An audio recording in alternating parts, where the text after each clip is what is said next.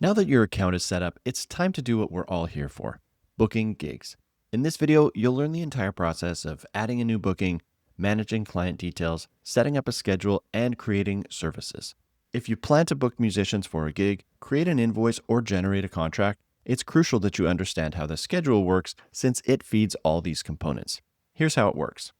First, head to the Bookings dropdown in the left sidebar and click on Add New. This pop-up is for essential information only, and we need 4 things.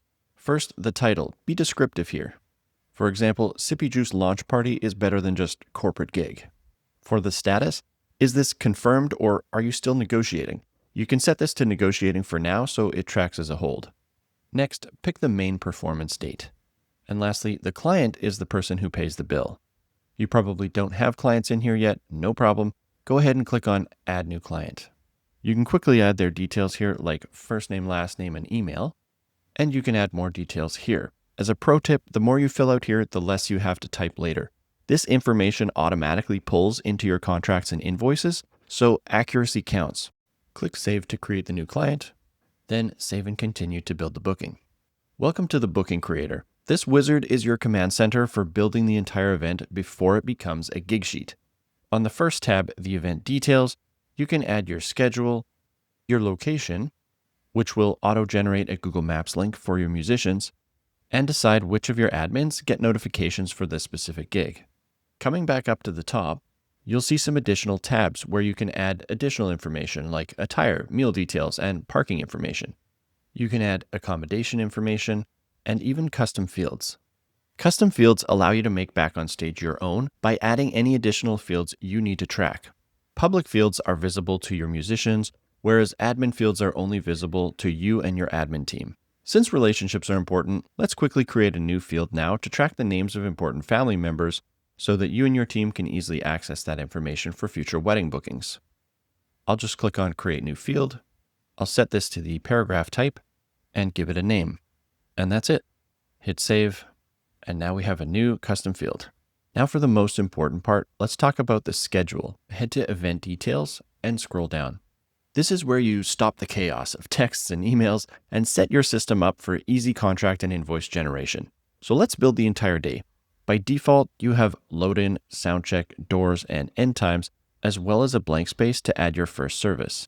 Let's add some times in here. And as a quick tip, if you simply type a number followed by the letter A or P, then press Tab, it will autofill the time for you. For example, if you type 2P like I just did, then Tab, you get 2 p.m., beautifully formatted. You can add the rest of the times using that method. You can also remove items if they're not needed. And of course, you can create your own custom schedule items. For example, you can add a band dinner time field in here so your band knows exactly when dinner is coming. Next, let's talk about services. A service is any line item you will charge your client for. This is what builds your invoice and contract, but it also tells the system which roles you need to hire to deliver that service. You can read more about services and how they're connected to the rest of your downstream workflow items by clicking on the Help button just above the Services section. But there's no better way to learn about services than to simply create one. So you can create a new service by clicking on the Schedule Item drop-down menu and selecting Add New Service. For the title, you can write something like 6-piece band performance. For the description, you can add what this includes, like 3 times 45-minute sets, professional sound system, 9 musicians. And for the price, this should be what you typically charge for the service, but don't worry, you can always change this whenever you use the service. You can just put in 10,000. And of course, if you're required to charge GST or VAT on your services, you can add that in the tax section. The price range section is optional, but this comes into play when you get into building lead forms. You can learn more about what the price range is used for by clicking on the What's This button right here. Lastly, the roles and rates section is very important. If you plan to hire any musicians or crew for this service, the hire roles for this service toggle must be switched on. Optionally, you can go a step further and add all the roles you typically hire for this service as well as the rates you typically pay. Just click on Add Roles, select the roles you need, and hit Add Roles. We can also quickly add the rate and set.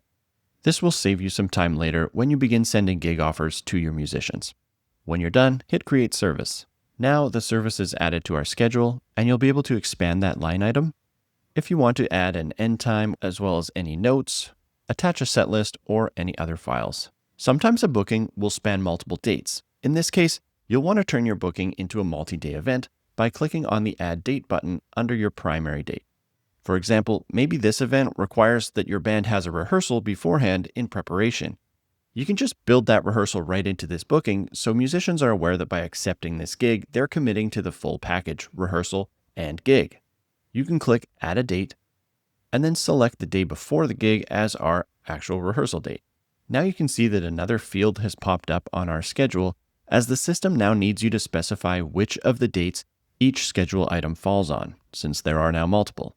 You can set your existing items to your primary date. Then to make the rehearsal apparent, you can create a new band rehearsal item for your schedule. I'll just click Add Edit Schedule Items, create a new field, call it Band Rehearsal, and with that added, you can now set the date and times.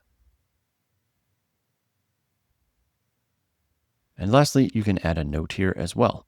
Now you have a complete shareable timeline for the entire event that all your musicians will see. You can now scroll down and hit Save and Close to see the final result. This takes you to the Booking Creator main page, which is your one-stop shop for admins to input all the important details and generate important documents for this event. You can see a summary of everything we've just created here. We'll get more familiar with this area in future tutorials, but for now, you can click on Close and View Booking so that you can see what you've just created and how your musicians will see it. You can see all the information you just entered. Here's our complete schedule you built, including the rehearsal, and here are the rest of the details for your booked musicians to see. All of your other tools for editing this booking can be found up here in the Actions dropdown. Your Booking Creator lets you edit all the event details, like the details we just saw, the schedule, the invoice, and the contract. Roles and Rates will let you edit your musician roster, which we will look at later. Lastly, you can duplicate or delete this event. Well, congratulations, you've just created your first complete booking.